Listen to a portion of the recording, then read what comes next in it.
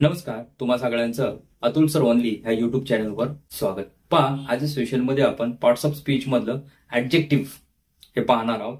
म्हणजे ऍडजेक्टिव्हला आपण सुरुवात करणार आहोत. बघा, ऍडजेक्टिव्ह हे समजण्यासाठी तुम्हाला नाम व त्याचे प्रकार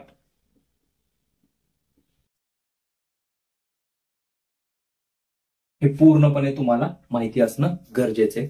तेव्हाच तुम्हाला हे ऍडजेक्टिव्ह हे तुमच्या लक्षात येऊन जाईल. बघा, कारण की ऍडजेक्टिव्ह काय आहे, हे तुमचं विशेषण आहे.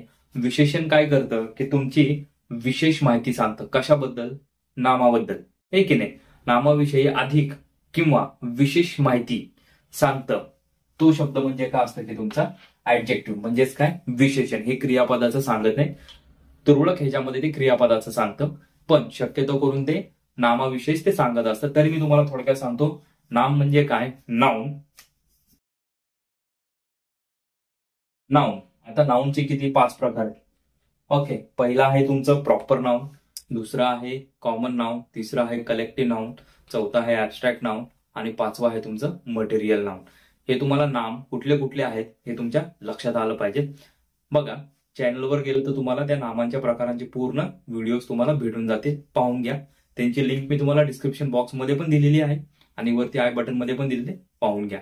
बघा, हे जोपर्यंत तुमच्या लक्षात येणार नाही तोपर्यंत हा चॅप्टर तुमच्या कधीच लक्षात येणार नाही. ओके, बघा, नाम काय करतं म्हणजे ऍडजेक्टिव्ह काय करतं की त्या नामाचं वर्णन, दर्जा, प्रकार, प्रमाण किंवा संख्या इत्यादी सूचित करण्याचं काय करतं?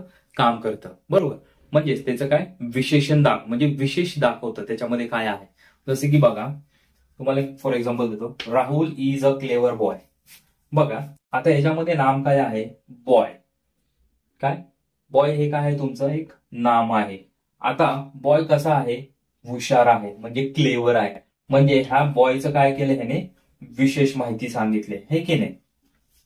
काहीतरी त्याचा दर्जा किंवा प्रमाण किंवा त्याचं वर्णन काहीतरी सांगितलेलं आहे. बरोबर. म्हणून हे काय झालं तुमचं? ऍडजेक्टिव्ह म्हणजेच विशेषण. आलं लक्षात? बघा, हे तुमच्या लक्षात आलं पाहिजे.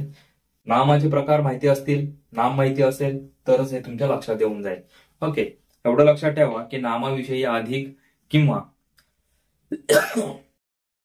विशेष माहिती किंवा अधिक माहिती सांगणाऱ्या शब्दाला आपण काय म्हणणार? विशेषण म्हणणार. हे लक्षात घ्या. आता ह्याच्यामध्ये अजून एक गडबड आहे. ज्यावेळेस तुम्ही विशेषणाची जागा बदलता, बघा, वाक्यरचनामध्ये जेव्हा विशेषणाची जागा बदलते त्याचा अर्थही चेंज होतो. जसे की बघा, फॉर एक्झाम्पल तुम्हाला देतो मी. बघा, पहिलं जे वाक्य आहे, he is my old friend. बघा, समजून घ्या. He is my old friend. आता इथं ओल्डचा अर्थ काय आहे? जुना. काय? He is my old friend म्हणजे इथं अर्थ काय आहे? जुना. आता हे जर वाक्य मी असं म्हणलं, माय फ्रेंड इज ओल्ड, म्हणजेच काय की माझा मित्र वृद्ध आहे. इथं ओल्डचा अर्थ काय आहे? वृद्ध. ओके, हे लक्षात आलं तुमच्या? आता इथं फ्रेंड काय आहे? तुमचं नाव नाही. त्याला विशेषण काय केलं होतं आपण? ओल्ड लावलं होतं, हे की नाही. बघा, इथं काय झालंय? त्याचं चेंज झालं. म्हणजे माय फ्रेंड इज ओल्ड म्हणजे माझा मित्र काय? वृद्ध आहे. आता त्याच्यानंतरचं बघा, त्यानंतरची वाक्यरचना. He is a small farmer. He is a small farmer. आता इथं स्मॉल म्हणजे काय? छोटा. काय? इथं स्मॉल म्हणजे काय? छोटा अर्थ झालेला आहे. आता ह्याची दुसरी वाक्यरचना बघा. The farmer is small.